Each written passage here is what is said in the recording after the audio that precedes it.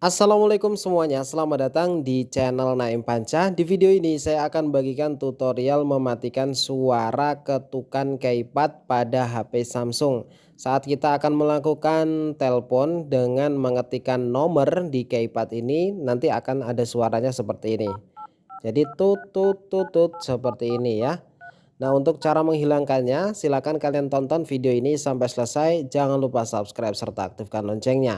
Untuk langkah pertama, silakan dibuka aplikasi teleponnya ataupun aplikasi keypadnya. Kemudian kalian bisa langsung pilih menu titik tiga yang ada di pojok kanan atas ini. Selanjutnya di sini kalian langsung pilih menu pengaturan. Di menu pengaturan ini kalian pilih menu peringatan dan nada dering panggilan. Selanjutnya di yang paling bawah ini ada menu putar suara untuk ketukan keypad ya. Silakan kalian nonaktifkan. Apabila yang digetar untuk ketukan keypad itu aktif, silakan juga dinonaktifkan. Selanjutnya kita akan coba apakah masih ada suara ketukan keypadnya. Oke, sudah tidak ada ya. Jadi demikianlah tutorial untuk menonaktifkan keypad di HP Samsung. Untuk mengaktifkannya, kalian tinggal geser ke sebelah kanan aja, nanti akan aktif kembali.